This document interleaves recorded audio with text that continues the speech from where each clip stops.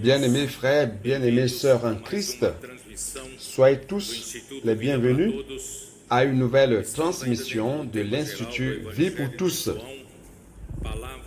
Nous sommes encore dans le thème général de l'Évangile de Jean, parole, vie et édification. Nous sommes au message 28, la lumière du monde et la lumière de vie. La lecture biblique, c'est Jean chapitre 8, versets 1 à 20. Ce message, en fait, c'est le message 4 du nouveau semestre qui fait déjà partie. Ce message fait déjà partie du message de la conférence internationale qui va commencer la semaine prochaine. Nous avons vu la semaine dernière Jésus se lever au dernier jour de la fête des tabernacles, qui serait la dernière fête juive au 7e mois. Alors Jésus se leva et s'écria, « Si quelqu'un a soif, qu'il vienne à moi et qu'il boive. Celui qui croit en moi, comme dit l'Écriture, de son sein couleront des fleuves d'eau vive. » Il disait cela par rapport à l'Esprit que ceux qui croiraient en lui allaient recevoir. Car l'Esprit, jusqu'à ce moment-là, n'avait pas encore été donné. Car Jésus n'avait pas encore été glorifié. Et nous avons expliqué rapidement que pour parvenir à la fête des tabernacles, il fallait déjà que les autres fêtes puissent être célébrées avant d'arriver à la dernière fête. Donc, de manière prophétique, toute l'œuvre de Dieu serait déjà accomplie, une bonne partie, et ce serait déjà avec l'étape finale. Donc, la fête des tabernacles représente le millénaire, les 1000 ans durant lesquels Christ va gouverner la terre. Et les vainqueurs vont régner avec lui et seront des sacrificateurs pendant 1000 ans. Donc aujourd'hui, l'Église, nous sommes en train de travailler justement pour clore cette ère. Mais pour parvenir à la clôture de cette ère, il est nécessaire que nous fassions la volonté de Dieu. J'avais montré la semaine dernière que Éphésiens 1, versets 9 et 10, pour moi, ce sont des versets très importants dans la Bible. Si vous voulez savoir quelle est la volonté de Dieu, parce que les chrétiens ont l'habitude de dire, « Ah, la volonté de Dieu, je veux connaître la volonté de Dieu par rapport à ma vie, par rapport à ma profession, mon travail, quelle est la volonté de Dieu pour mon mariage, mon avenir, mes affaires. » Frères, tout cela devrait être centré sur la seule volonté de Dieu, laquelle est décrite dans les deux versets suivants, Éphésiens 1, 9, 10, nous faisant connaître le mystère de sa volonté, selon le bienveillant dessein qu'il avait formé en lui-même, c'est-à-dire Christ, de le mettre à exécution lorsque le temps sera accompli, de réunir toutes choses en Christ. Ici, lorsqu'il dit réunir ou converger, ça veut dire remettre tout sous l'autorité de Christ, que Christ soit la tête, de réunir toutes choses en Christ, dans celles qui sont dans les cieux et celles qui sont sur la terre. Donc, quelle est la volonté de Dieu? Vous n'avez pas recherché la volonté de Dieu dans votre vie, votre famille. Si vous connaissiez quelle est la volonté de Dieu, la volonté absolue de Dieu, vous saurez quelle est la volonté de Dieu pour votre vie, pour votre famille, n'est-ce pas? Alors, quelle est la volonté de Dieu? C'était un mystère. Mais à travers les apôtres, ce mystère fut révélé à nous autres. Donc, grâce à Dieu, Accrochez-vous à ce verset. Cela va donner une direction à toute votre vie. Qu'est-ce que Dieu veut réellement? Dieu veut que Christ soit la tête de toutes choses. Lorsque nous disons que Christ est autorité sur toutes choses, nous sommes en train de parler de quoi? Nous sommes en train de dire que Christ étant la tête, Christ gouverne toutes choses. Donc l'autorité, c'est le gouvernement. Donc Christ doit assumer le gouvernement ou l'autorité sur toutes choses, tant sur celles qui sont dans les cieux que sur la terre. Et pour faire cela,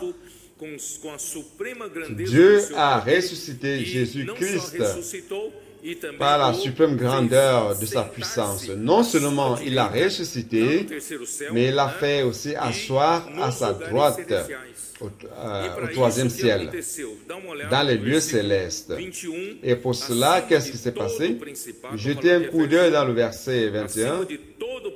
Il dit, je parle d'Éphésiens 1, 21, au-dessus de toute domination, de toute autorité et de toute puissance, de toute dignité et de tout nom qui se peut nommer non seulement dans le siècle présent, mais aussi dans le siècle à venir. C'est-à-dire que Christ aujourd'hui, après la résurrection, après sa mort de sacrifice, cette mort nous a rachetés.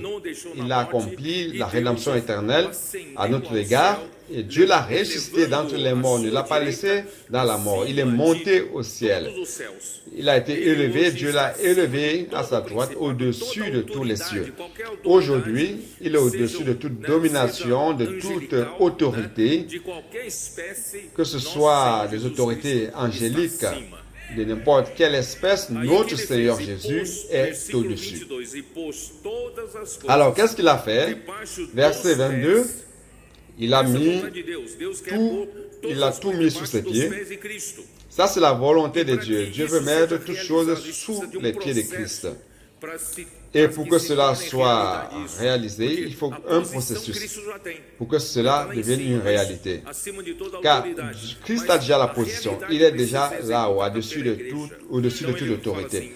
Mais la réalité doit être exécutée par l'Église. Donc il dit, il a tout mis sous ses pieds et il l'a donné au chef suprême à l'Église. C'est-à-dire, la volonté de Dieu, du verset 9, n'est-ce pas, et 10. Donc, pour qu'il soit chef sur toutes choses. Et il l'a donné à l'Église. Donc, l'Église est le moyen par lequel Christ sera la tête sur toutes choses. Pour que Christ soit la tête ou le chef sur toutes choses, premièrement, il doit être la tête de l'Église. Et de quelle manière il est autorité sur toutes choses? Ce n'est pas par de simples enseignements bibliques.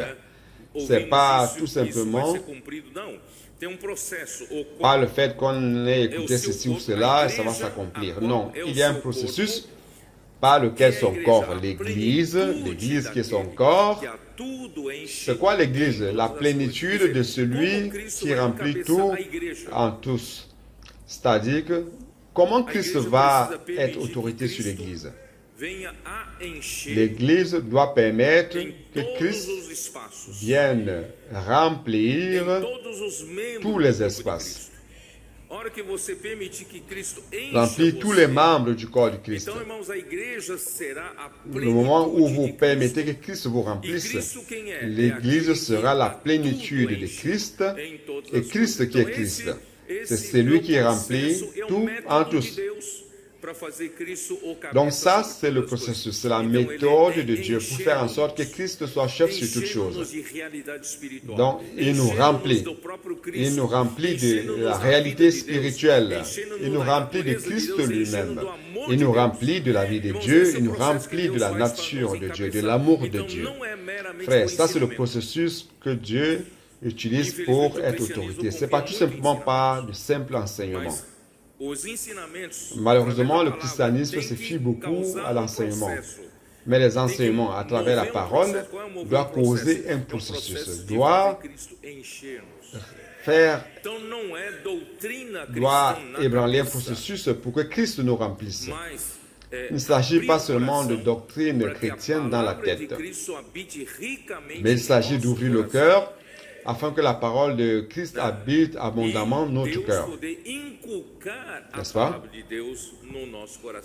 Et ainsi, Dieu peut inculquer la parole de Dieu dans notre cœur.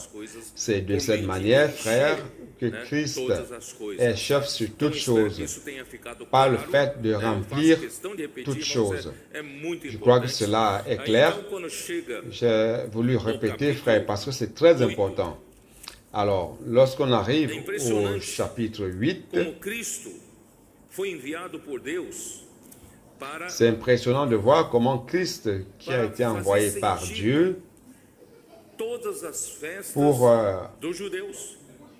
que toutes les fêtes aient un sens, les fêtes juives. Si Christ n'était pas venu sur la terre pour accomplir l'œuvre à laquelle Dieu l'a envoyé d'accomplir, ce n'était pas mort pour nous, ressuscité, que Dieu ne l'aurait pas élevé vers la droite, alors cette fête n'aurait aucun sens. La première fête, pour commencer, la fête de la Pâque. Si Christ n'était pas mort comme agneau pascal, cette fête de la Pâque serait vide. Ça n'aurait aucun sens, ça n'aurait aucune réalité. Donc Christ est venu pour apporter la réalité à toutes ces fêtes juives. Seulement les leaders juifs, au lieu de recevoir Jésus à bras ouverts, ils ont, par ignorance, et aussi dans la tentative de préserver la structure de leur puissance, de leur pouvoir, de leur ambition, ils ont rejeté Jésus. Non seulement ils ont rejeté Jésus, mais ils ont cherché à le faire mourir. Quel en était le motif? C'est qu'il a violé le sabbat lorsqu'il a guéri le paralytique qui était là, malade durant 38 ans. Il a guéri, il a dit, prends ton lit, lève-toi, prends ton lit et marche. Et ce jour-là, c'était un sabbat. Les Juifs ont utilisé ce prétexte pour accuser Jésus parce qu'il violait le sabbat et il appelait Dieu son Père. Et réellement, Dieu est son Père. Ici au chapitre 7, verset 32,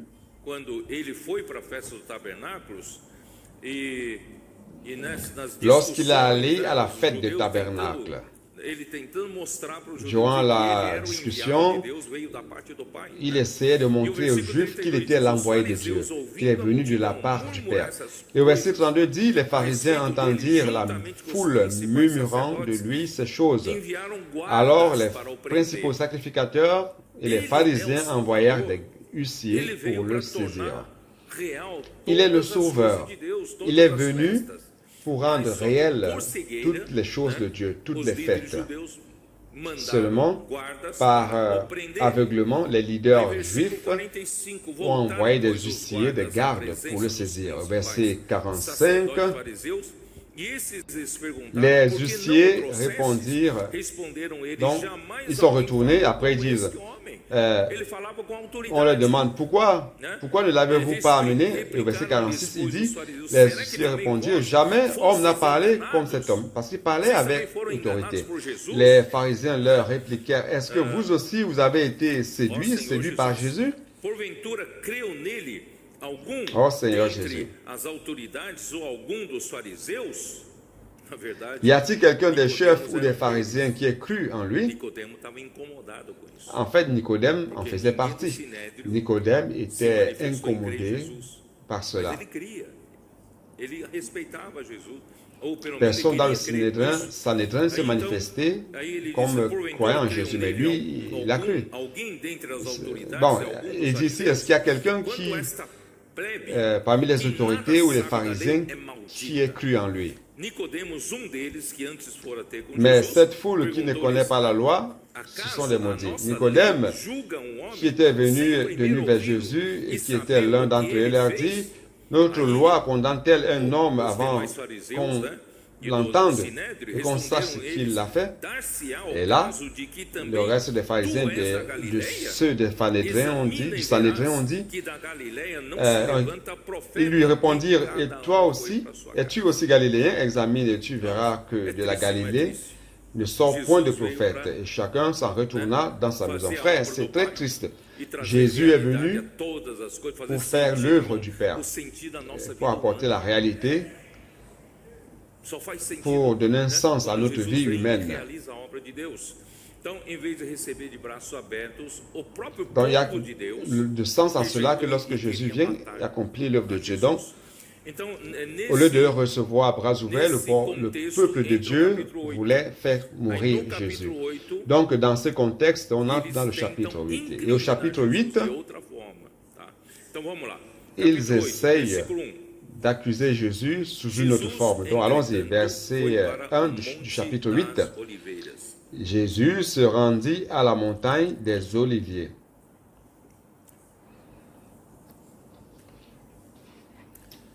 O Monte das Oliveiras, não sei. Le mont des Oliviers. Eu já expliquei algumas vezes porque nós fomos fazer uma visita em Israel alguns anos atrás. J'ai déjà expliqué plusieurs fois. On allait visiter Israël il y a quelques années de cela. Et la localisation, il existe un point élevé où se trouvait le temple de Salomon, et après le deuxième temple qui a été construit par Zorobabel.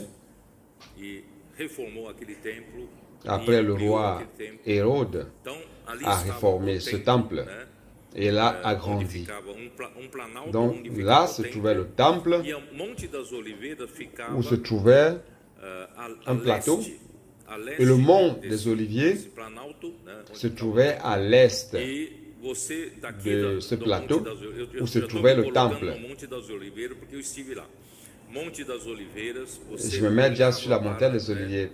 Donc la montagne des Oliviers, lorsque vous regardez ce mont du temple,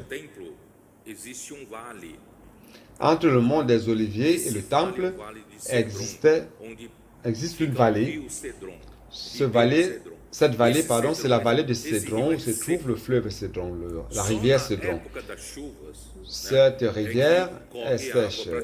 Ce n'est que pendant la saison des pluies que de l'eau y coule, pratiquement une fois par an. En général, c'est une vallée sèche. Donc, je vais lire ce que j'ai écrit. Le mont des Oliviers se trouve devant le mont du temple, séparé par une vallée, de l'autre côté de la rivière Cédron, où Jésus avait l'habitude d'aller. Je vais lire avec vous Jean 18, 1. Jean chapitre 18, verset 1. Lorsqu'il eut dit ces choses, Jésus alla avec ses disciples de l'autre côté du torrent du Cédron, où se trouvait un jardin dans lequel il entra, lui et ses disciples. Ce jardin, c'est le jardin de Gethsémane. Je vais vous illustrer cela. Je suis ici sur la montagne des Oliviers, et la montagne du temple, le mont du temple se trouve devant. Il y a le fleuve, la rivière Cédron, le torrent Cédron dans la vallée en bas. Et sur le mont des Oliviers, vers le Piémont, il y a un jardin de Gethsémane. Donc Jésus avait l'habitude d'y aller. Dans Matthieu 24, vous vous rappelez Matthieu 24, lorsque Jésus a parlé des choses de la fin des temps, vous vous rappelez? Il est allé aussi à la montagne des Oliviers. Chapitre 24 de Matthieu, verset 1. Jésus étant sorti du temple, Comme Jésus s'en allait au sortir du temple, ses disciples s'approchèrent pour lui en faire remarquer les constructions. Le temple qu'Hérode avait réformé. Mais il leur dit, voyez-vous tout cela? Je vous le dis en vérité, il ne restera pas ici pierre sur pierre qui ne soit renversée. Verset 3. Il s'assit sur la montagne des Oliviers et les disciples vinrent en particulier lui faire cette question. Dis-nous, quand cela arrivera-t-il et quel sera le signe de ton avènement et de la fin du monde? Jésus leur répondit, il expliqua à ses disciples quels sont les signes afin qu'ils sachent lorsqu'on sera à la fin des temps. Dans le chapitre 24, c'est un chapitre très important dans ce sujet. Et une des choses très importantes, c'est le verset 14 pour l'Église. Je peux lire à partir du verset 12. Et parce que l'iniquité se sera accrue, l'amour du plus grand nombre se refroidira. Mais celui qui persévérera jusqu'à la fin sera sauvé. Et le verset 14 est très important pour nous. C'est ce que nous pratiquons aujourd'hui. Cette bonne nouvelle du royaume sera prêchée dans le monde entier pour servir de témoignage à toutes les nations. Alors viendra la fin. Bien que, avant que la fin ne vienne, il faut que beaucoup de choses, beaucoup de signes soient manifestés. Mais ce qui va déterminer la fin, c'est lorsque l'Évangile va prêcher, l'Église va prêcher l'Évangile du royaume à toutes les nations, comme témoignage à toutes les nations. C'est quoi l'Évangile du royaume? Il ne s'agit pas seulement de prêcher pour qu'on croie en Jésus et aller au ciel. La prédication de l'évangile du royaume, c'est de croire en Jésus et vous suivez Jésus pour être gouverné par lui dans votre vie. Donc l'évangile du royaume consiste à mettre Christ comme autorité dans la vie de quiconque accepte cet évangile. Donc, en fin de compte, Christ veut faire en sorte que Christ soit chef sur son Église. Christ qui gouverne. C'est lui qui gouverne son Église et chacun de nous. Frère, l'Évangile, c'est pas tout simplement, j'étais pécheur, maintenant j'ai été pardonné, mes péchés sont pardonnés, j'ai vu une vie chrétienne très bonne. C'est pas seulement par cela. Mais c'est pour que Christ gouverne votre vie. C'est ça l'Évangile du royaume. Frère, c'est pour cela que nous n'épargnons pas les efforts pour aller dans les rues prêcher l'Évangile. N'est-ce pas? Dans le passé, nous sommes restés longtemps dans les 4 murs, enfermés. Mais grâce à Dieu, aujourd'hui, le Seigneur nous amène à sortir pour prêcher l'Évangile dans les rues. Nous avons même une chanson qui dit la rue est le remède. Le remède, c'est la rue. Ça nous guérit de notre immobilité, de notre situation de paralytique d'avant. Et aujourd'hui, nous prêchons l'Évangile. Et grâce à Dieu, frère, nous avons les colporteurs qui prêchent l'Évangile. Nous avons les églises qui prêchent l'Évangile, les femmes qui prêchent l'Évangile, les hommes qui prêchent l'Évangile. Nous avons nos jeunes, nos adolescents qui prêchent l'évangile du royaume à travers les livres. Il n'est pas possible de parler en peu de mots comment Christ va gouverner la vie des personnes, sinon par les livres. C'est pour cela que nous prêchons l'évangile du royaume à travers les livres. Avant de monter ici, un frère m'a cherché, il m'a dit, je ne sais pas si c'était aujourd'hui, j'ai pris un taxi, un Uber, et par coïncidence, c'est la deuxième fois que je prends ce même chauffeur. Et lorsqu'il m'a laissé, je lui ai demandé,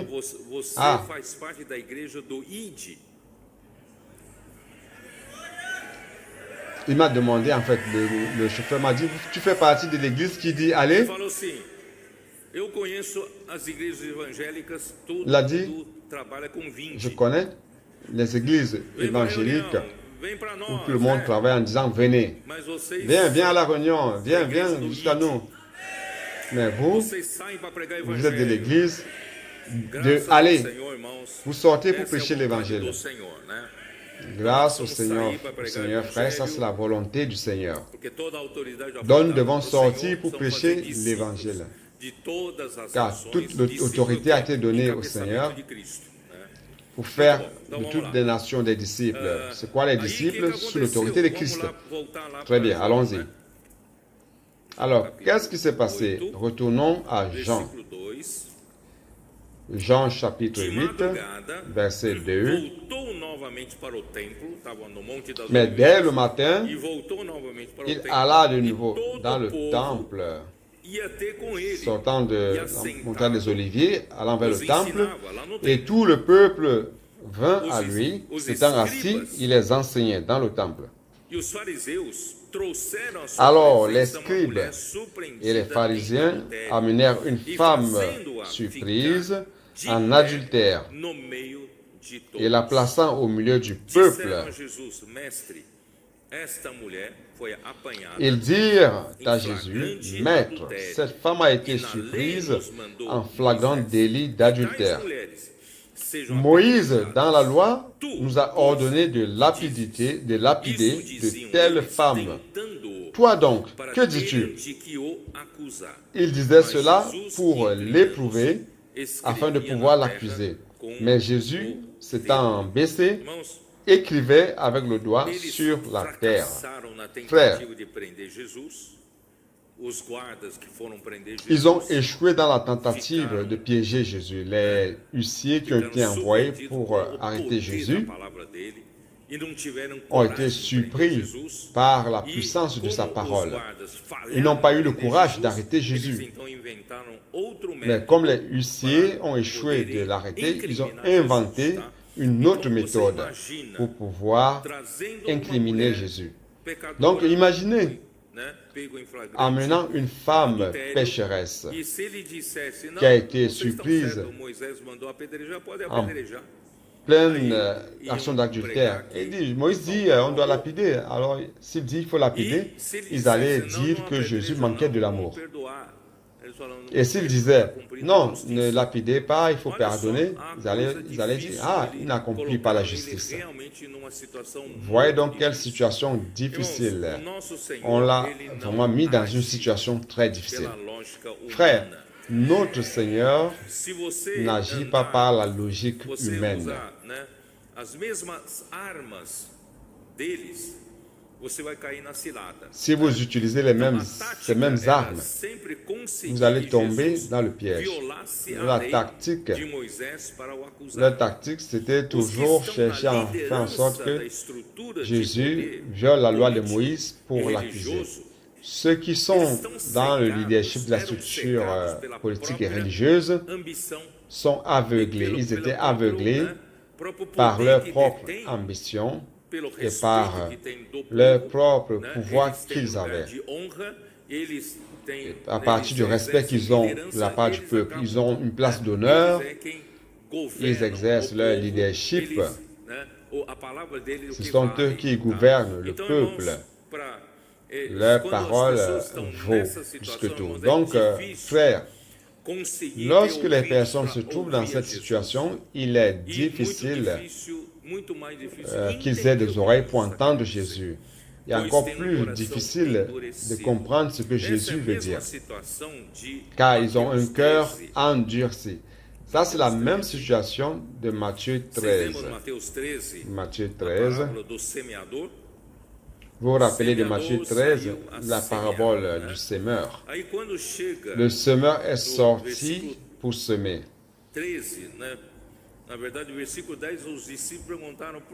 Verset 13. En fait, verset 10, les disciples s'approchèrent et lui dirent, pourquoi leur parles-tu en parabole, Jésus? Pourquoi tu n'utilises pas des termes clairs?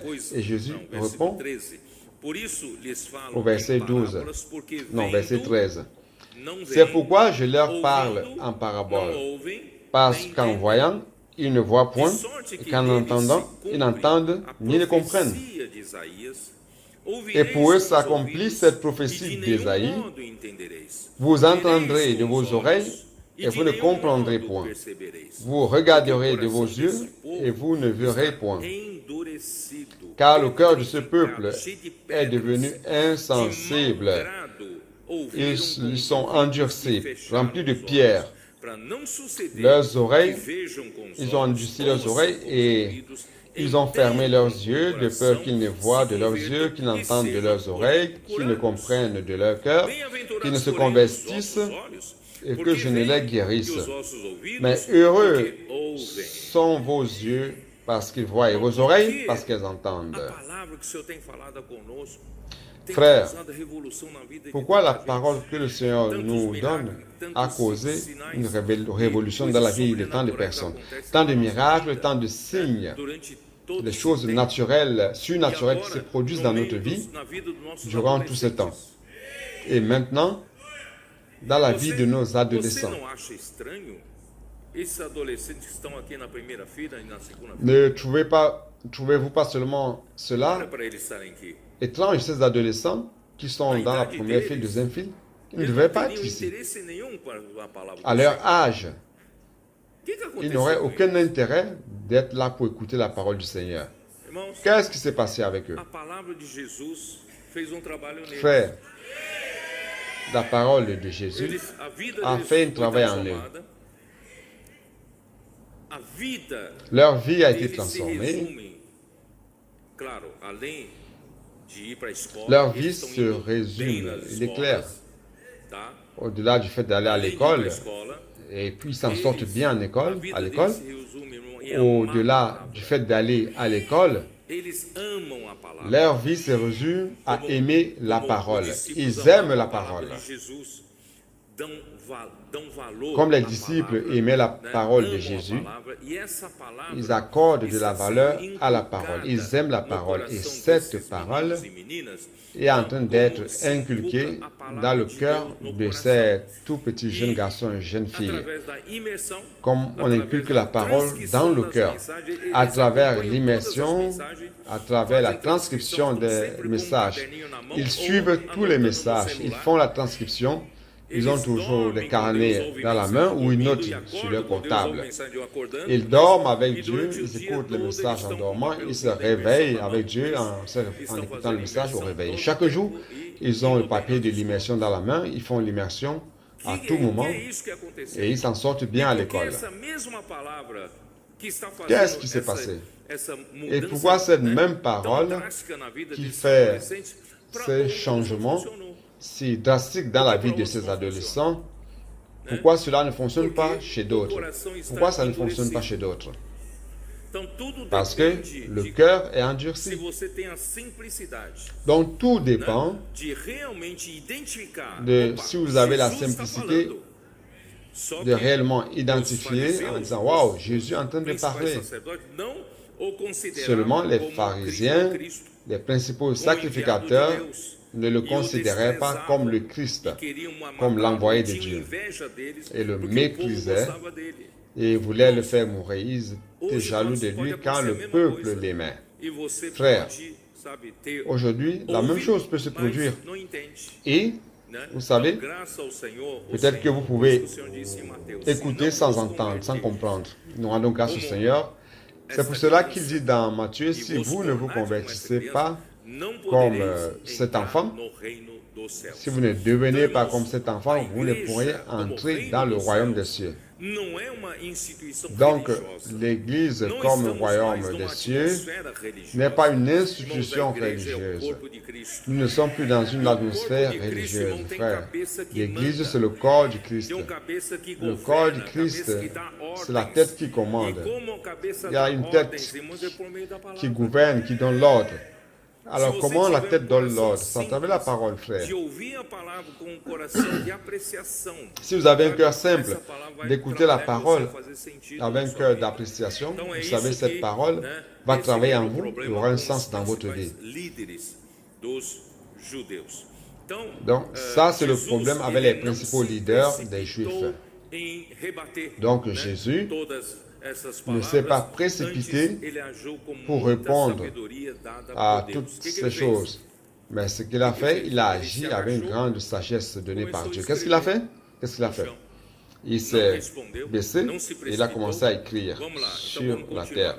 Il n'a pas répondu, il ne s'est pas précipité. Allons-y, allons continuer. Jesus então se levantou e lhes disse: o que deve dizer, hein? Comme il continuait à l'interroger, il se leva et leur Eu dit, vou ser acusado de alguma coisa. Se eu disser B, qu'est-ce que je veux eu dire? vou Si ser je dis acusado A, de alguma il sera coisa. accusé Olha d'une só a chose. Si je dis sabedoria B, que Deus lhe deu, né? il serait Diz accusé assim, d'une chose. ele Voyez donc la levantou-se sagesse e que lhes Dieu lui a disse, donnée. aquele que dentre vós Comme il estiver continuait à sem l'interroger, il se seja releva o primeiro et leur dit, que lhe que atire celui de pedra, vous e qui est sans tornando a péché inclinar-se, jette continua a le escrever no premier chão. la pierre Olha contre que elle. sabedoria. Essa palavra Et de s'étant de Jesus, nouveau irmãos, baissé, il écrivait sur la terre. trouxe uma luz. Voyez quelle sagesse. Cette parole de Jésus, frère, a Quando apporté eles une lumière. olharam, Vous, entreolharam, né? lorsqu'ils ont regardé, ils se sont Eu tenho aperçus, pecado. qui va jeter la première pierre? Qui va lancer la première pierre? Moi, je suis pécheur. Então não vou atirar a primeira pedra. L'autre né? sera dit, ah, Aí moi que- aussi, je aqui, suis pécheur. Como fala aqui, ó. Donc je ne vais pas jeter la première pierre. Mas, ouvindo eles esta resposta e acusados pela própria consciência, Quand foram se ils retirando entendirent cela, por accusés a par leur começar pelos conscience, mais velhos, ils se retirèrent até un aos à un, últimos, depuis ficando les só Jesus plus âgés e a mulher jusqu'au no meio dernier. onde estava. Et Irmãos, Jésus a resta luz seul avec la femme veio qui était uma là simples au milieu. palavra de Jesus. Frère, la lumière Quem est venue estiver sem pecado, seja o par une primeiro simple que lhe parole de atire a Jésus. pedra. Essa que luz, celui isso qui n'a pas de iluminou a péché consciência deles. lance la première pierre. Eu, Cette é, lumière a interessante falar, illuminé leur dos conscience. mais velhos até Uau. os últimos. Eu acho que o mais C'est velho tem intéressant. mais pecados, né? Vous voyez, pecados il acumulados. dit des plus vieux jusqu'aux Então, plus assim, jeunes. Je pense que les plus vieux ont plus de péchés, não n'est-ce pas? Plus de sobrou péchés accumulés. ninguém. Não sobrou ninguém, né? Donc personne ne Quem restait seja là. sem pecado, que ele atira Personne. uma pedra, não sobrou ninguém. Ficaram só Que a celui mulher qui n'a pas de e o Senhor péché Jesus. lance la première pierre. Personne n'est resté. Irmãos, é, Il n'y a que la Jesus femme qui est restée não et le Seigneur argumentou Jésus. com seus opositores na esfera da razão. Jésus n'a pas argumenté contre ses opposants dans la Você sphère querer de la ajudar raison. outro através Ça ne sert à da rien razão.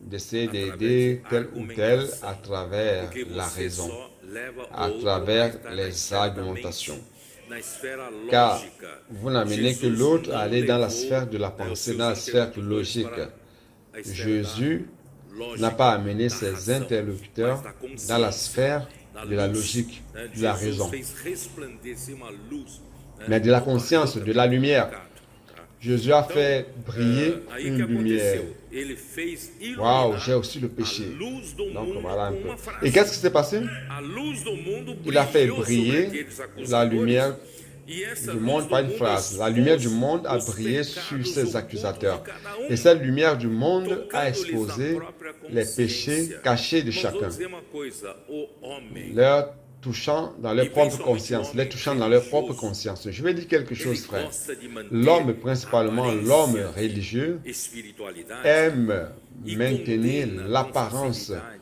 de a imoralidade spiritualité. dos outros. Et il condamne Já avec percebeu facilité l'immoralité Geralmente, des quem mais autres. parece aqueles puritanos Vous vous êtes que déjà mais rendu compte de cela ou non? condenam, né, os C'est pecados comme ces morais. puritains qui Aí condamnent, vem na vida dele, les péchés né? moraux. Não, Allez voir até leur vie. vergonhoso citar o que ele faz, ou pelo menos o que ele pensa, certo?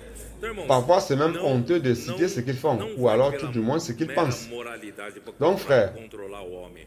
Eu não Ne estou suivez falando pas pra vocês não la voie de irem la pra imoralidade, moralité não é pour isso. contrôler l'homme. Mas, irmãos, Je ne vous dis pas o homem religioso, d'aller dans o homem l'immoralité. natural, C'est pas cela. ele gosta de expor os outros. Frère, l'homme Mas ele religieux, mesmo l'homme aqui dentro naturel tá uma aime podridão, exposer les autres, né?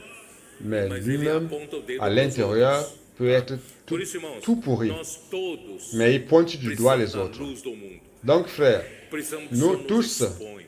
nous avons Porque besoin senão de la nós lumière somos du arro- monde. Nós seríamos Il arrogantes, faut que le Seigneur nous nós expose, seríamos prepotentes, sinon nous serions né? arrogants, Acusadores dos outros, nous apontando serions dedos pros outros, mas nós prétentieux, precisamos ser expostos accusateurs des pela autres, luz do mundo, pointant a les ver autres a du nossa doigt. própria Nous situação. devons être exposés Não par la vamos lumière du apontar monde, dedo afin de pros voir outros. notre propre Aí, situation. o que aconteceu? Vamos lá. Ne pointons Versículo 10. pas les autres du doigt. Erguendo-se Alors, qu'est-ce qui s'est passé? Allons-y, E verset não 10. vendo a ninguém Alors, s'étant relevé, da mulher, todos foram embora. et ne voyant plus que la Todos femme, desapareceram ali, né? tous Não vendo a se sont allés, além tous da mulher, ont disparu. perguntou-lhe, mulher, onde Donc, estão ne aqueles seus voyant acusadores? plus Todos que la estavam femme, indignados, Jésus lui dit, bravos, femme, querendo jogar où sont pedra em ceux você. qui Onde foram t'accusèrent? eles? Né? Personne ne t'a-t-il... Ninguém te condenou, ninguém Les gens étaient tous en respondeu colère, a ils ninguém. voulaient te lapider. Où Então sont-ils? lhe disse Personne Jesus, ne t'a-t-il condamné? nem tampouco Elle te répondit, condeno. non, Seigneur. Vai e Et não Jésus lui peques dit, mais. je ne te condamne pas non plus. Olha, Va et ne então, pêche irmãos, plus. a luz do mundo expõe o homem. Frère, A luz do mundo donc la lumière separa du monde a expose luz das l'homme. trevas, não é isso? La lumière du Graças a monde Deus, irmãos, por sépare isso. Aí la o lumière versículo, des ténèbres. né, N'est-ce o pas? versículo Grâce à Dieu 12, pour cela. versículo 12. Et De novo, au verset 12, esse versículo é o verset versículo 12. chave desse De capítulo. nouveau, tá? De novo lhes falava ce verset, Jesus, c'est le verset clé dizendo, de ce chapitre. Eu De sou nouveau, a luz do mundo. Jésus leur parla de nouveau et dit, je suis la lumière du monde. Pelo Celui contrário, qui me suit terá ne a marchera luz pas da dans les vida. ténèbres, mais il aura Esse la lumière versículo de la é vie. lido por muitos cristãos, mas poucos fazem a distinção. Ce verset est lu entre par plusieurs a luz do chrétiens, mundo e a luz da vida. mais peu font la distinction entre la lumière du monde et la lumière de vie. Onde eu estiver, Je suis la lumière du monde. minha palavra sai. Où que je sois, ouvrant ma bouche, ma parole sort et brille, une lumière brille qui expose toutes les Qual ténèbres. é a sua Mais reação? lorsque vous êtes Você pode exposé, ter duas reações. A primeira quelle est reação, votre réaction? puxa, eu fui, Vous pouvez avoir deux réactions. La première eu réaction, também sou pecador. waouh, Só j'ai que été illuminé. esse tipo de exposição, J'étais aussi un se eu pécheur. continuar debaixo dessa Mais luz, ce genre d'exposition, si je continue isso vai sous me cette lumière, incomodar muito. Eu cela va beaucoup não sei se m'incomoder. os irmãos entendem. Eu vou começar a ter uma restrição. Je ne sais pas si les frères na minha comprennent. vida. Eu não Je vou ne sais ter pas mais si vous liberdade comprenez. de viver como eu Et vivia je veux antes. commencer à avoir une restriction dans ma Uma vie. vez Je n'aurai eu sou plus exposto, la liberté de vivre comme avant. agora depende do Donc, que eu quero. Une fois né? exposé, O primeiro, fui exposto. ça dépend Vou maintenant fugir de ce dessa que je luz. veux. Fugir dessa luz. Premièrement, j'ai été exposé. Ok, je veux fuir Né? cette Nessa hora, lumière. ficar no escuro Je é veux melhor, m'enfuir né? de cette lumière pour Ficar no être plus escuro, en nas paix. trevas. Mas se eu À ce moment-là, continuar vivre dans na l'obscurité, luz, c'est mieux, n'est-ce pas? Dans les eu ténèbres. vou pouco a pouco perceber Mais si que je essa luz continue vai- dans la lumière, quer me restringir. je vais peu à peu me Não sei se rendre vocês compte estão que me cette entendendo. Vai lumière restringir as veut me minhas restreindre. ações. Je ne sais Vai pas si vous restringir comprenez. a minha conduta. Vai Ça va restringir a restreindre minha mes vida actions, ça va antiga. restreindre ma conduite, Você está ça va disposto a mudar de restreindre vida? mon ancienne vie. Êtes-vous Muitos não disposé estão à changer de dispostos a vie? mudar de vida. Então, uma vez exposto, Beaucoup ne sont pas disposés à changer de vie. por isso Donc, aqui une fala fois assim, eu exposé, sou a luz do mundo. On veut s'enfuir. Quem C'est pour cela me qu'ici il dit, segue, je suis la lumière du monde. quem me Celui qui me suit, não é só celui qui me passivamente suit. ser exposto pela luz. Agora você Il ne precisa de s'agit uma pas seulement reação d'être exposé passivement par la lumière. da sua parte Maintenant, vous avez de besoin d'une seguir réaction a luz. active de votre Seguir part, o Senhor Jesus, qui consiste à que é a luz suivre do mundo. la lumière. E se você Suivre le seguir, Seigneur Jésus você et la não lumière du monde. andará mais nas trevas. Si vous Porque suivez, se você é exposto pela vous ne luz marcherez e plus fugir dans da les luz, ténèbres. você vai continuar andando nas car trevas. si vous êtes exposé par la lumière et que vous fuyez de la lumière, vous allez continuer à marcher dans les ténèbres. Mais si vous êtes exposé par la lumière du monde não andará mais nas trevas. et vous suivez la Pelo lumière, contrário, vous ne marcherez terá plus a dans les luz ténèbres. da Bien au vida. contraire, vous aurez la lumière de Que é a vie. luz da vida, tá? Então, irmãos, Que é a Jesus lumière é de a vie? luz do mundo, Qui est la lumière de mas vie? ele quer levar você para a luz Jésus est la lumière du monde, mais il veut vous amener vers la lumière de vie. da a criação da luz. Em Je Gênesis vais capítulo 1. emprunter Vamos lá dar uma olhada? Gênesis la création capítulo de la lumière dans Genèse chapitre 1. Allons, jetez-y un coup d'œil. Versículo 3. Genèse Disse chapitre 1, Deus, n'est-ce pas? haja luz e houve luz, Verset 3. Dieu dit que la lumière soit et la lumière fut. Dieu vit que la lumière était bonne et Dieu sépara la lumière d'avec les ténèbres. Dieu appela la lumière jour et il appela les ténèbres nuit. Ainsi, il y eut un soir, il y eut un matin, ce fut le premier jour. Frère, la lumière sépare. La lumière sépare la lumière et les ténèbres. Il n'est pas possible d'avoir la communion entre les ténèbres et la lumière. Ou c'est la lumière ou c'est les ténèbres. Donc, au premier jour, la lumière a fait cette séparation de la lumière et des ténèbres. Et il est intéressant de voir au deuxième jour, Dieu a créé le firmament, le troisième jour, il a fait apparaître la portion sèche. Mais au quatrième jour, pourquoi il a encore touché à la lumière? Dieu, au-delà d'avoir créé la lumière au premier jour, Dieu a créé les luminaires au quatrième jour. Donc, quel était le besoin, puisqu'il y avait déjà la lumière? Voyez donc la lumière du quatrième jour. Verset 14. Dieu dit qu'il y ait des luminaires dans l'étendue du ciel pour séparer le jour d'avec la nuit. C'est la même chose avec la lumière du premier jour. Okay? Et là, il y a déjà une différence. C'est quoi la différence?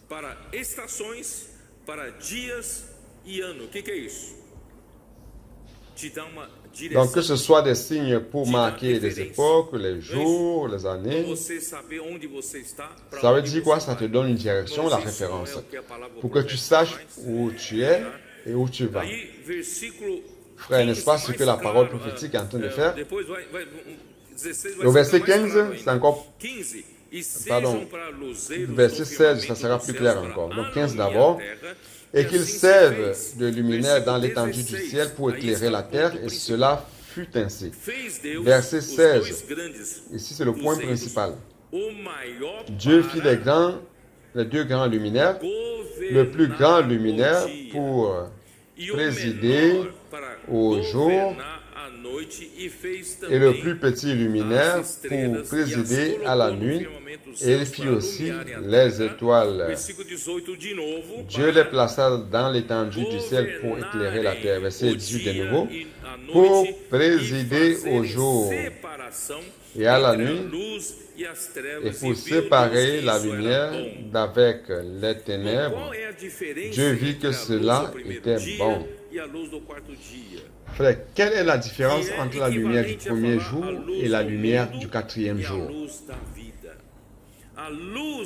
Ce qui est équivalent à dire lumière du monde et lumière de la vie. La lumière du premier jour sépare la lumière des ténèbres, mais la lumière du quatrième jour donne la direction, donne la référence de sa localisation où vous allez. Enfin, la lumière du quatrième jour, c'est pour gouverner. C'est pour établir le gouvernement. C'est à ça que sert l'évangile du royaume. Dieu veut mettre Christ pour gouverner l'Église. Donc, c'est lui qui demeure, après avoir été exposé par la lumière du premier jour, c'est lui qui demeure et qui suit la lumière. C'est celui qui va être gouverné par Christ. Mais la majorité ne veut pas perdre sa liberté. Ne veut pas perdre sa vie d'antan. La majorité, c'est pour cela que beaucoup sont partis, sont tous partis et Jésus est resté là avec la femme. En d'autres termes, il n'y a que la femme qui est restée. Pourquoi la femme est restée? Parce qu'elle est pécheresse. Lorsque tu te juges bon et que tu accuses les autres, tu n'es pas de ceux qui restent dans la lumière.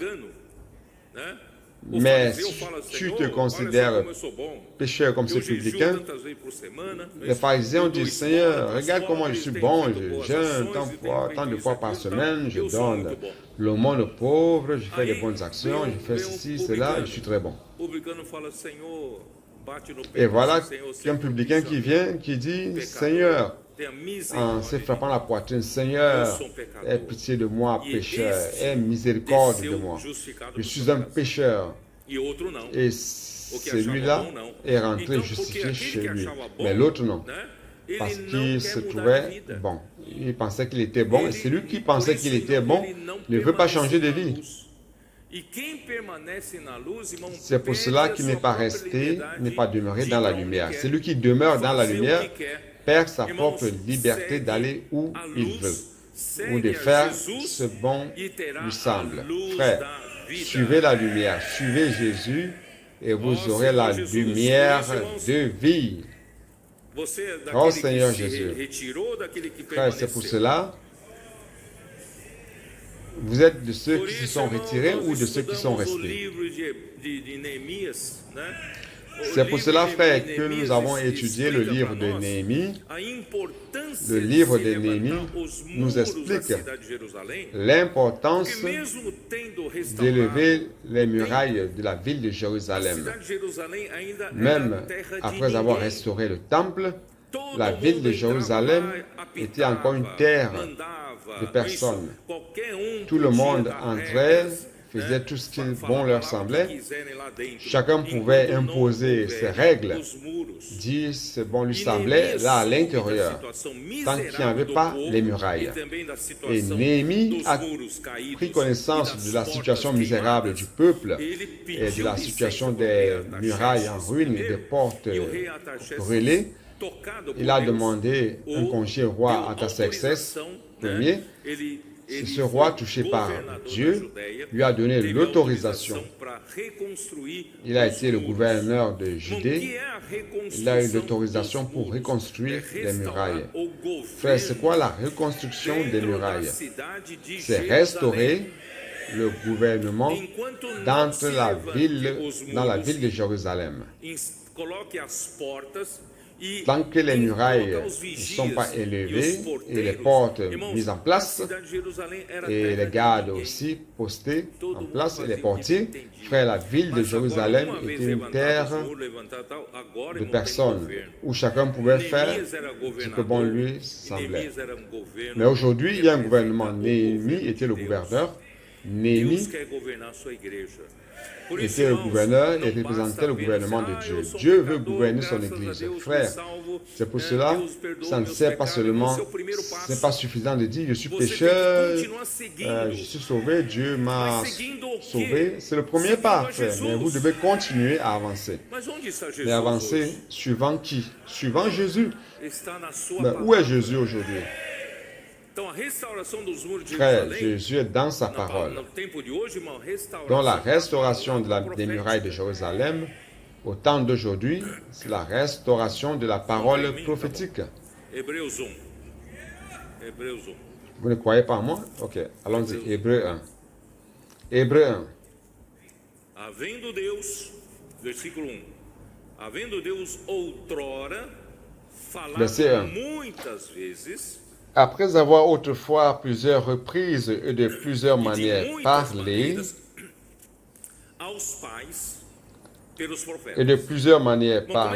à nos pères par les prophètes, Dieu, frère, comment Dieu parle?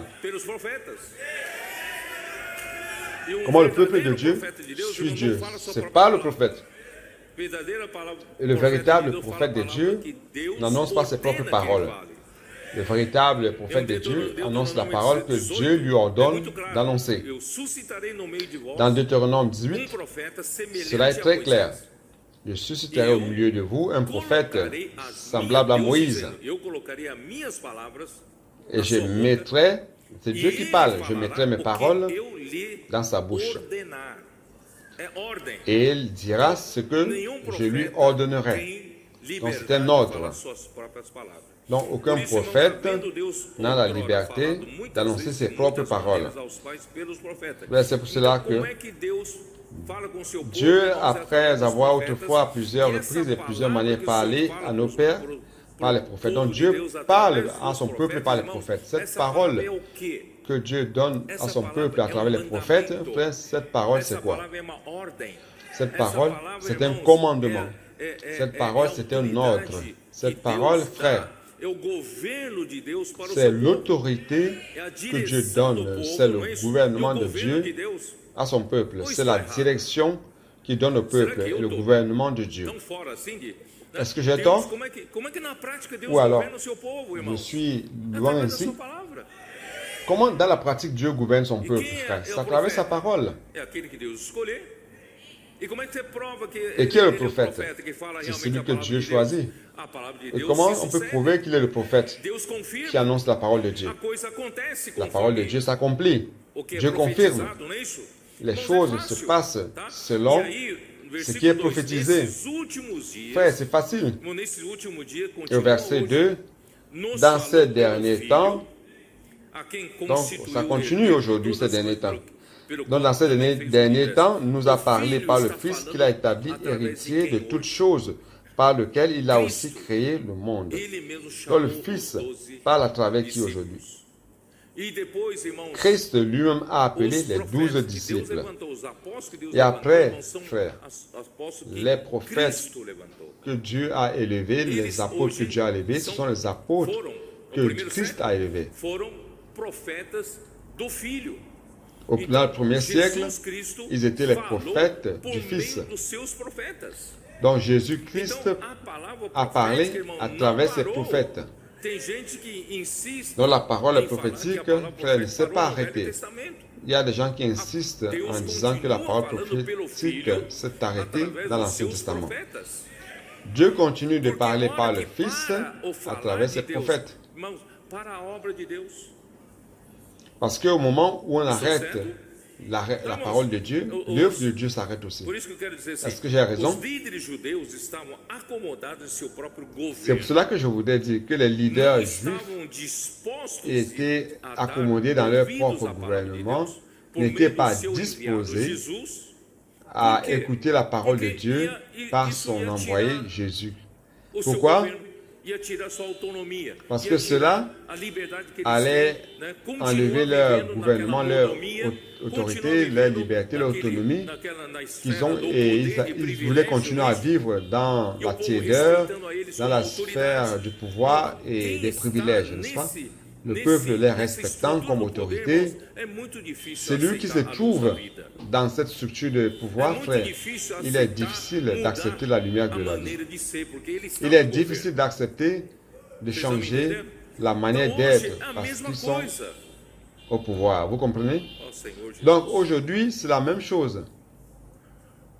Oh Seigneur Jésus. Jean 8, 40, allons-y. Mas agora procurais matar-me a mim, que vos tenho falado. Mais maintenant, vous cherchez à me faire mourir. Moi, qui vous ai dit la vérité que j'ai entendue de Dieu, cela, Abraham ne l'a point fait. Qu'est-ce que Jésus a-t-il dit qui les a tant indignés et les a mis en colère? Qu'est-ce que Jésus a fait pour les mettre en colère? C'est tout simplement annoncer la vérité qu'il a écoutée du Père. La parole incommode. La parole de Jésus incommodait les Juifs, les leaders juifs. Car il donnait une autre direction. Les leaders juifs étaient habitués à avoir une structure où il y a un peuple qui les écoute et leurs privilèges. Et tout d'un coup, Jésus vient et dit, il annonce la parole de vie, la parole qui apporte la lumière. Et le peuple a commencé à voir qu'il n'y a personne qui parle comme lui. Sa parole sort avec puissance. Et cela a engendré beaucoup de jaloux parmi les gouvernants de l'époque.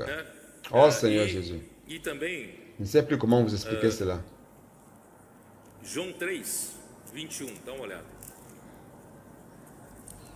Jean 13, 21. Allons-y. Seigneur Jésus. Jean 3, 21. Jean 3, 21. Je vais même lire à partir du verset 19. Et ce jugement, c'est que la lumière étant venue dans le monde, les hommes ont préféré les ténèbres à la lumière, parce que leurs œuvres étaient mauvaises. Vous savez, lorsque les œuvres sont mauvaises, et que lorsque vos œuvres sont mauvaises et que vous ne voulez pas changer votre vie, vous ne voulez pas demeurer dans la lumière. Car si vous demeurez dans la lumière, vous serez restreint par la lumière. Vous serez obligé à changer votre vie. Mais vous vous dites, ma vie est tellement bien, je suis stabilisé dans ma structure de pouvoir, pourquoi est-ce que je dois changer? Car quiconque fait le mal est la lumière et ne vient point à la lumière. Pourquoi? De peur que ses œuvres ne soient dévoilées.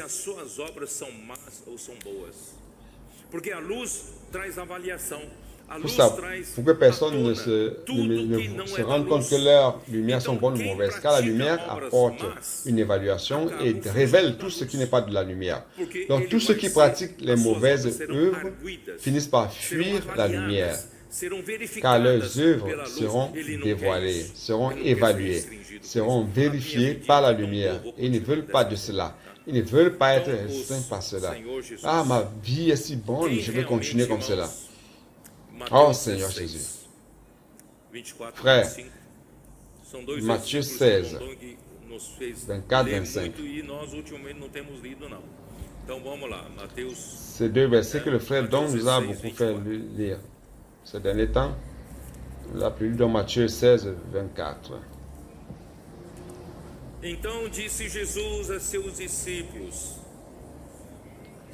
Alors Jésus dit à ses disciples, si quelqu'un veut venir après moi, qu'est-ce que cela veut dire venir après moi?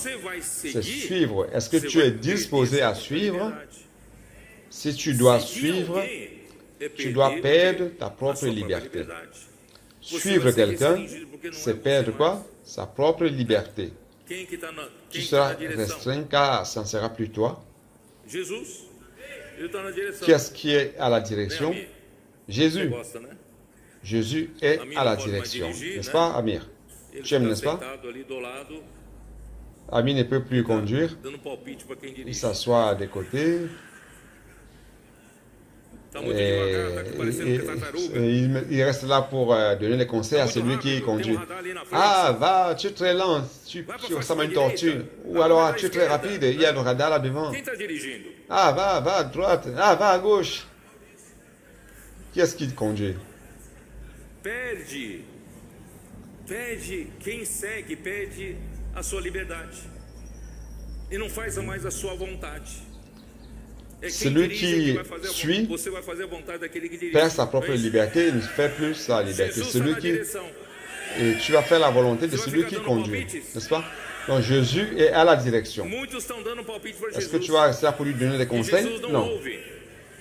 Beaucoup sont en train de donner des conseils à Jésus. Et Jésus n'écoute pas. Jésus ne suit pas les conseils. C'est pour cela qu'ils sont partis. Parce qu'ils ont perdu leur liberté, ils veulent continuer dans leur direction. Donc, frères, allons suivre Jésus.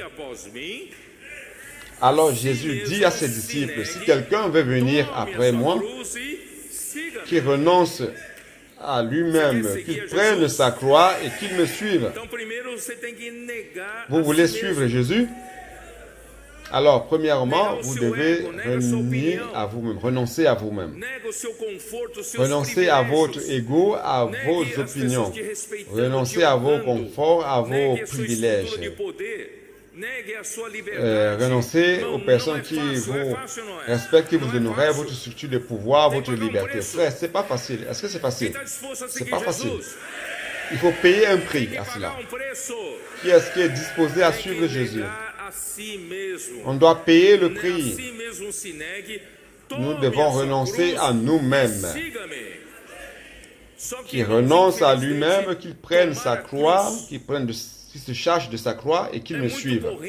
Malheureusement, frère, prendre la croix, c'est très courant dans la religion de dire, il est courant dans la religion de dire, ah, j'ai plusieurs croix dans ma vie. La femme que Dieu m'a donnée, c'est une croix très lourde que je dois transporter. Ah, mon fils, c'est une croix difficile, n'est-ce pas? Et certains, dans une situation déterminée, ils disent, les frères ne sont pas rendus compte de comment je suis important dans l'œuvre du Seigneur. Je n'ai pas été utilisé, alors je prends ma croix. Vous savez, celui qui applique la croix de cette manière, ceux qui font cela finissent par s'enorgueillir des cicatrices de la vie. N'est-ce pas un film qui est intitulé Requin 1? Cette nuit-là, avant que tout le drame du requin apparaisse, il y a deux héros de guerre qui discutent. Après, l'autre monde, mon pied a une cicatrice. Ça s'est passé en telle année. L'autre dit, ça c'est rien. Moi, j'ai une autre cicatrice ici. J'ai une cicatrice ici. Frère, les chrétiens deviennent orgueilleux par la croix qu'ils ont portée. La croix ne sert pas à cela. La croix, ce n'est pas pour fortifier votre orgueil. La croix sert à quoi? Sert à faire mourir. La croix fait mourir mon ego. Lorsque la croix vous fait mourir, vous ne sentez rien, oui ou non? Donc ceux qui disent, regarde la croix que j'ai portée, oh, regarde la croix que j'ai portée là, ici. C'est-à-dire que la croix n'a fait aucun effet sur eux. La croix n'a pas fait mourir, ne les a pas fait mourir, ils sont encore vivants. Oh Seigneur Jésus. Donc la croix a un effet mortifère. Car celui qui voudra sauver sa vie psyché la perdra. Mais celui qui perdra sa vie psyché à cause de moi la trouvera. Frère, ne soyez pas gouvernés par votre vie de l'âme. Suivez le Seigneur dans la simplicité. Comment suivre le Seigneur dans la simplicité? La parole.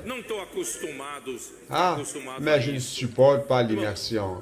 Je ne suis pas habitué à cela. Frère, allons renoncer à nous-mêmes et suivre. Vous allez voir le résultat de cela. Si le résultat de cela engendre la mort, alors non. Mais si le résultat, par le fait de suivre le Seigneur, engendre la vie et bénédiction, ça veut dire que vous devez suivre réellement. Oh Seigneur Jésus. Donc, dans la pratique, suivre de près l'enseignement des apôtres. Oh Seigneur Jésus. Aujourd'hui, malheureusement, la lumière expose les situations. Même dans le passé, durant les 40 ans du ministère du frère Dong, beaucoup qui disaient qu'ils suivaient le ministère, qui étaient un avec le frère Dong, il est clair que beaucoup le suivaient, mais il y avait d'autres qui disaient qu'ils suivaient le ministère.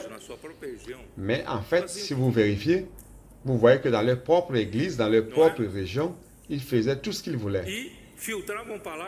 N'est-ce pas?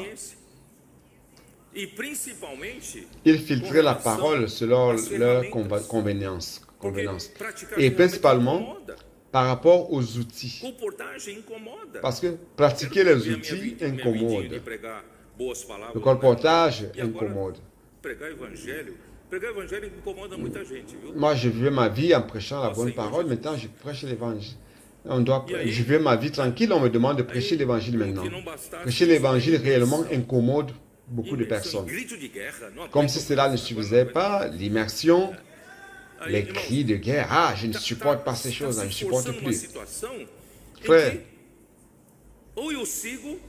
il y a une situation qui est en train de s'imposer, comme qui dit, soit je suis exposé. Dans le 40 ans du ministère du frère, dont beaucoup étaient cachés, camouflés, ils disaient qu'ils suivaient. Et pour ne pas suivre, ils isolaient les frères du frère Dong. Ils enseignaient d'autres paroles de manière cachée, n'est-ce pas? Donc cela va isoler la parole de telle manière qu'ils vont recevoir une autre diète. Aujourd'hui, il est facile de manipuler. Frère, c'est une parole qui n'est pas une parole prophétique aux adolescents. Ils ressentent cela très vite. Ils ont leur palais si raffiné par rapport à la parole du Seigneur. Si vous leur donnez une parole qui est filtrée ou altérée, ils s'en rendent compte immédiatement. Ah, ça, cette parole a une autre saveur, un autre goût. Ce n'est pas la parole prophétique. Oui ou non? Est-ce que ce n'est pas la vérité? Donc, frère, allons suivre de près. Toutes les églises, tous les frères qui ont suivi de près la parole prophétique, frères, n'ont pas été affectés par cela. 2 Timothée 3. Oh Seigneur Jésus.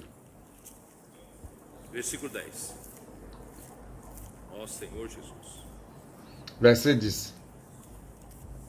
Oh Seigneur Jésus. Verset 10. Pour toi, toi qui, Timothée, pour toi, tu as suivi de près mon enseignement. Ce qui bénit ces adolescents, c'est de suivre de près la parole. Et les églises qui ont suivi de près, les frères et les sœurs qui ont suivi de près la parole, frère, ils sont devenus fermes et sains. Donc, frère, la meilleure chose à faire, c'est de ne pas s'éloigner de ce que Dieu est en train de nous dire. C'est notre plus grande assurance, de nous maintenir sains. Pour toi, tu as suivi de près mon enseignement, ma conduite, non seulement mon enseignement qui sont mes paroles, ma conduite, mes résolutions, ma foi, ma douceur, mon amour, ma constance. Comment allez-vous suivre de près? Tout simplement en l'accompagnant de près, accompagnant Paul. Comme Paul, dans une situation déterminée, comment il se conduit dans une situation déterminée pour parvenir à voir ce qui est dans son cœur. Il n'est pas là pour faire seulement son œuvre. Il n'était pas là pour faire son œuvre. Il n'était pas là pour chercher sa gloire devant les hommes. Non, Paul avait un objectif correct et clair. La foi, avec la foi de Paul, Paul croyait. Bien que les choses n'existaient pas, mais il y allait par la foi. Parfois, dans une situation d'une église où on a l'impression que tout est perdu, mais Paul avait la foi. Et aujourd'hui, frère, c'est la même chose. Aujourd'hui, on a l'impression que tout va naufrager. Dieu a préservé les 7000 hommes qui ne sont pas courbés devant Baal. Timothée a vu la patience, la longanimité de Paul, l'amour de Paul, le véritable amour authentique et sa persévérance. Et non seulement cela, il a vu les persécutions de Paul. Il connaît aussi ses souffrances, les souffrances que Paul a connues. Frère, imaginez, si nous suivons de près, imaginez, frère, Satan n'aura plus d'armes contre nous. Chapitre 2, allons-y. Allons à 2 Corinthiens, chapitre 4. Verset 2. Premièrement, au verset 1, il dit ceci, c'est pourquoi, ayant ce ministère, selon la miséricorde qui nous a été faite, nous ne perdons pas courage. Donc, Paul avait un ministère. Ce ministère n'était pas un ministère humain, c'est le ministère de Dieu, l'Esprit. Nous rejetons les choses honteuses qui se font en secret. Frère, grâce à Dieu, nous ne marchons pas par les choses honteuses. Beaucoup de personnes se présentent comme des hommes spirituels, comme des hommes saints de Dieu. Mais en dessous, ils font des choses violentes, agressives, laides, sales. Frère, vous savez, tout cela, ce sont des choses honteuses qui se font en secret, qui sont occultes. Paul ne marchait pas selon une conduite astucieuse, selon les artifices humains. Et nous n'altérons point la parole de Dieu. Nous n'altérons pas la parole de Dieu pour que ceux qui l'écoutent l'utilisent selon leurs propres ambitions. Non. Mais en publiant la vérité, nous vous recommandons à toute conscience d'homme devant Dieu. Donc, les paroles de Paul pouvaient être confrontées à la conscience des frères qui l'écoutent.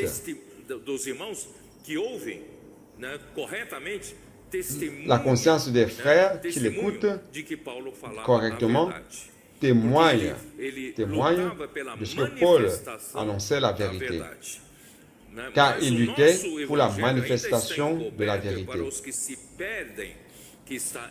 Si notre évangile est encore voilé, il est voilé pour ceux qui périssent. Ils ne veulent pas écouter, ils ne veulent pas la restriction de la lumière. Pour les incrédules dont le Dieu de ce siècle a aveuglé l'intelligence, afin qu'ils ne vissent pas briller la splendeur de l'évangile de la gloire de Christ, qui est l'image de Dieu. Donc, frères, Galates chapitre 4 montre que Paul a défendu la vérité. Il n'annonçait que la vérité, chapitre 4, il a marché par la vérité. 4, 16. Le verset 15 dit, oui, où est donc l'expression de votre bonheur, ô Galates? Car je vous atteste que si cela eût été possible, vous vous serez arraché les yeux pour me les donner. C'est-à-dire que Paul, au premier voyage, est passé par la Galatie. Il était très malade, probablement une maladie des yeux. Et les Galates voulaient arracher leurs propres yeux, si possible, pour l'offrir à Paul, pour les offrir à Paul. Mais maintenant, tout d'un coup, à cause des paroles négatives qui venaient de la part de ceux qui étaient jaloux de Paul et qui voulaient distraire les Galates de la parole prophétique, qu'est-ce qui s'est passé au verset 16? Suis-je devenu votre ennemi en vous disant la vérité? Je continue à être fidèle à la vérité, mais tout d'un coup, à cause de cette parole négative, je suis devenu votre ennemi? Suis-je devenu le vilain de l'histoire? Suis-je devenu le séducteur ou celui qui cherche la gloire des hommes? Verset 17. Le zèle qu'ils ont pour vous n'est pas pur, mais ils veulent vous détacher de nous afin que vous soyez zélés pour eux. Dans la version King James actualisée, c'est traduit en disant qu'ils veulent vous isoler de moi. Donc, frère, cette tactique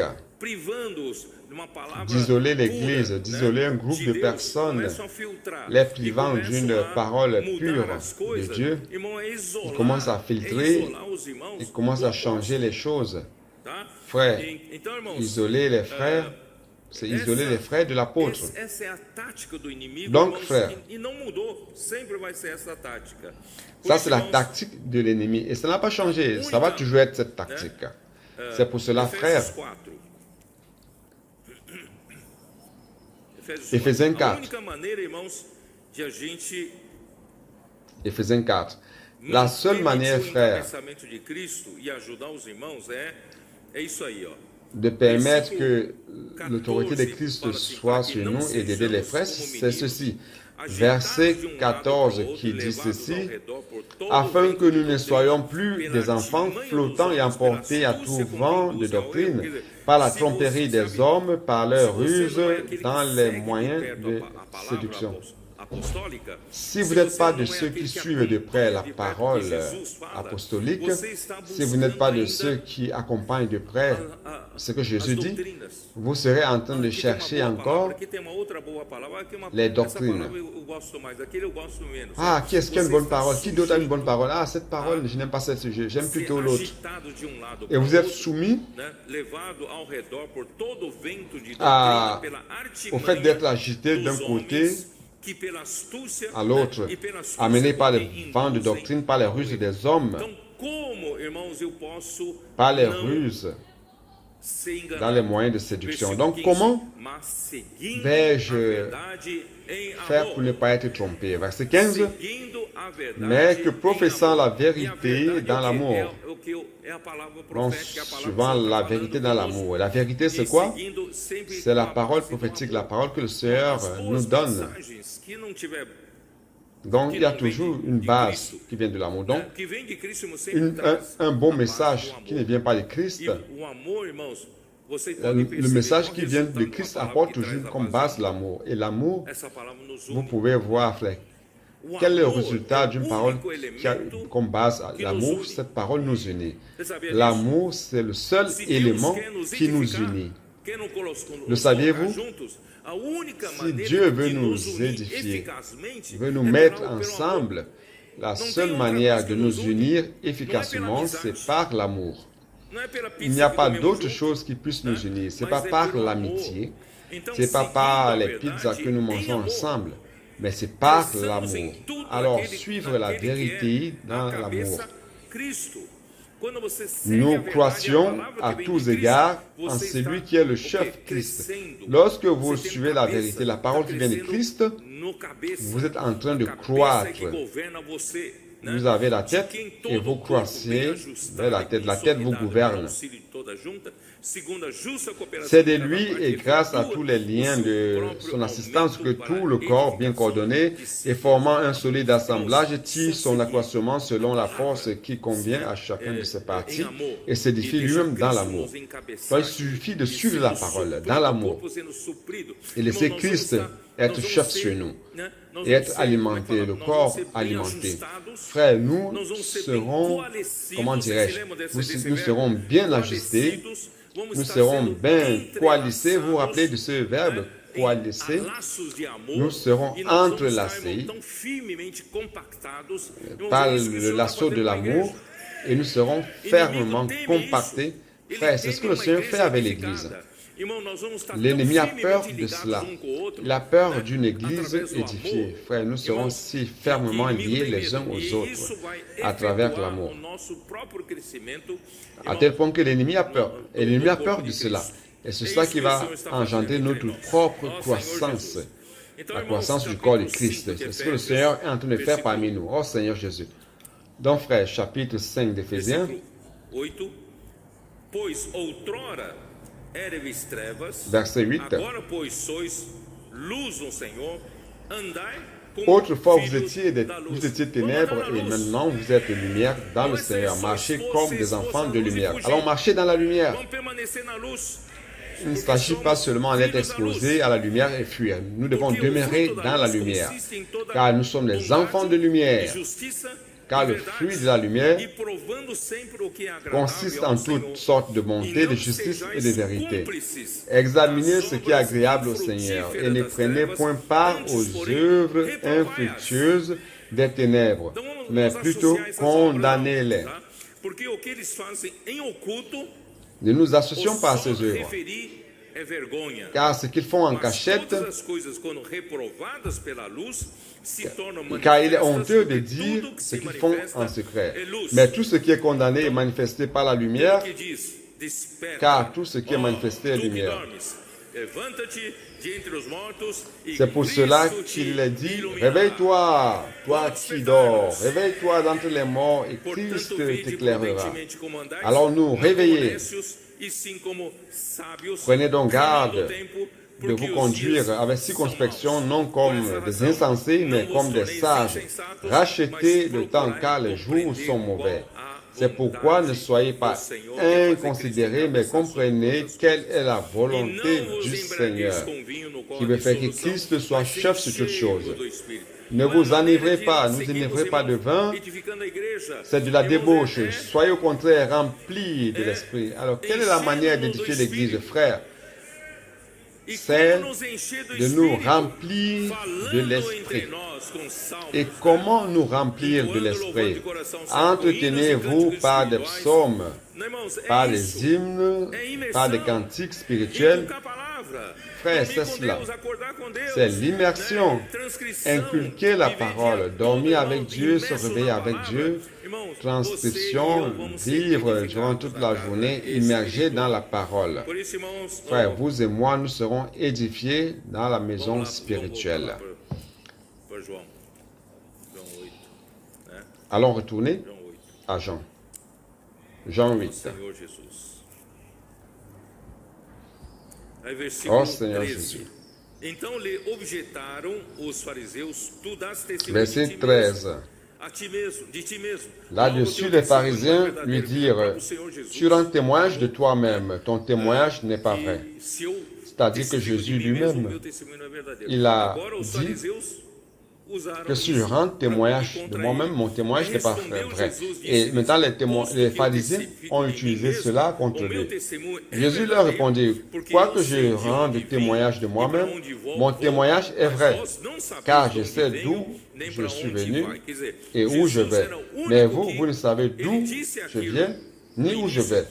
C'est-à-dire que Jésus était le seul. Il a dit au début cela pour que nous ne soyons pas trompés par les faux prophètes. Mais maintenant, il a l'autorité de dire qu'il est venu de la part du Père. Il est le seul qui avait la totale conviction et clarté qu'il était l'envoyé de Dieu. N'est-ce pas? Oh Seigneur Jésus. Il a dit cela dans Jean chapitre 5, 31 à 36, n'est-ce pas? Ici, verset 17-18. C'est cela, n'est-ce pas? Attendez. King 15-16. Vous jugez selon la chair, moi, je ne juge personne. Et si je juge, mon jugement est vrai, car je ne suis pas seul. Mais le Père qui m'a envoyé est avec moi. C'est-à-dire que lorsqu'il juge quelque chose, c'est le Père qui est avec lui et qui le fait juger les choses. Verset 17. Il est écrit dans votre loi que le témoignage de deux hommes est vrai. Je rends témoignage de moi-même et le Père qui m'a envoyé rend témoignage de moi. Donc quand je rends témoignage, je ne suis pas seul. Le Père aussi rend témoignage. Donc nous sommes deux. Donc mon témoignage est vrai. Et ils lui dirent donc, où est ton Père? Jésus répondit, vous ne connaissez ni moi, ni mon Père. Si vous me connaissiez, vous connaîtrez aussi mon Père. Frère, il ne connaissait pas Jésus même. Jésus dit ces paroles enseignant dans le temple au lieu où était le trésor et personne ne le saisit parce que son heure n'était pas encore venue. Frère, le Père, où était le Père? Dans le chapitre 12 de Jean, Jean chapitre 12, verset 44. E Jesus clamou dizendo, quem crer em mim, como é que é? Or Jésus s'était écrié, celui qui croit en moi, croit non pas en moi, mais en celui qui m'a envoyé. Et celui qui me voit, voit celui qui m'a envoyé. Je suis venu comme une lumière dans le monde, afin que quiconque croit en moi ne demeure pas dans les ténèbres. Donc il ne s'agit pas seulement d'être exposé par la lumière et fuir pour vivre dans les ténèbres. Nous devons être disposés à ce que la lumière change notre vie, à ce que la lumière apporte le gouvernement de Dieu, même faisant les choses que nous ne voulons pas. Mais nous préférons la lumière de vie. Frère, vous savez que Jésus dans Deutéronome dit, Moïse dit ceci, vous qui êtes ici dans le désert, chacun fait ce qui lui semble bon. Mais lorsque vous allez entrer dans la bonne terre, vous n'allez plus agir comme cela. Vous allez chercher un lieu où Dieu va mettre votre nom. Et ça sera un lieu d'habitation pour vous. Donc frère, On ne peut pas faire ce qu'on veut ici. Parce qu'ici, dans la maison de Dieu, il y a l'autorité de Dieu. Et l'autorité de Dieu vient par sa parole. Certains usurpent le gouvernement de Dieu. Ils usurpent le gouvernement de Dieu, tout comme Jéroboam. Lorsque Dieu lui a remis les 10 tribus d'Israël, Jéroboam a fait quelque chose devant Dieu et il est resté avec les tribus. Mais si Dieu veut continuer à honorer Jéroboam, il va le faire. Mais Jéroboam, avec ses ressources humaines, ses astuces humaines, par peur du peuple 3 fois par an, de tourner à Jérusalem pour adorer Dieu, étant influencé par le roi de Juda. Et on ne le suivait plus. Donc, à cause de cela, il a utilisé une astuce. Il a mis à Bethel 2 veaux d'or, disant au peuple de ne plus aller à Jérusalem, qui n'ont plus besoin d'aller à Jérusalem, qui peuvent rester sur notre territoire. Ici, il y a un lieu d'adoration et l'adoration d'idoles, les veaux d'or. Aujourd'hui, cela peut se reproduire encore. Comme ils ne vont plus à Jérusalem, ils créent un autre centre d'adoration. Frère, tout cela, ce sont les astuces humaines. Mais frère, rien de cela ne va prévaloir. Oh Seigneur Jésus. Je n'ai pas terminé de lire, n'est-ce pas, chapitre 12 de Jean. Si quelqu'un entend mes paroles et ne les garde point, ce n'est pas moi qui le juge, car je ne suis pas venu pour juger le monde, mais pour sauver le monde. C'est lui qui me rejette et qui ne reçoit pas mes paroles à son juge. La parole que j'ai annoncée, c'est elle qui le jugera au dernier jour. Frère, celui qui rejette Jésus, je ne sais pas si vous avez compris. Celui qui rejette Jésus, aujourd'hui, comment rejeter Jésus? Rejeter Jésus ici équivaut à rejeter ses paroles. C'est cela, n'est-ce pas? Ou bien je me suis trompé.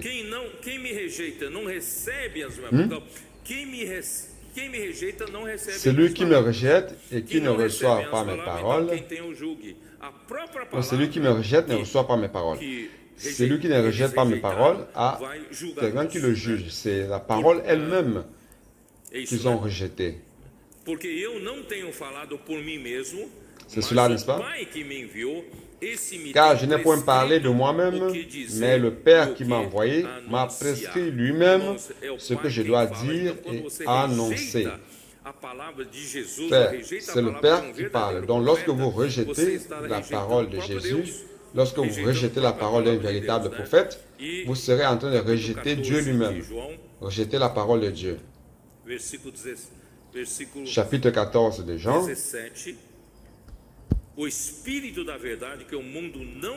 Verset 17. L'esprit de vérité que le monde ne peut recevoir car il ne le voit point et ne le connaît point. Mais vous, vous le connaissez car il demeure avec vous et il sera en vous. Frère, ça c'est l'esprit de vérité qui transmet la vérité. C'est pour cela que nous devons suivre la vérité. Suivre la lumière, c'est suivre la vérité. 14, 23, 24. Jésus lui répondit, si quelqu'un m'aime, il gardera ma parole et mon Père l'aimera. Nous viendrons à lui et nous ferons notre demeure chez lui.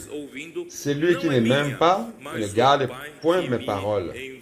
Celui qui ne m'aime pas ne garde point mes paroles. Et la parole que vous entendez n'est pas de moi, mais du Père qui m'a envoyé. Nous devons faire très attention lorsque nous rejetons la parole que le Seigneur nous donne.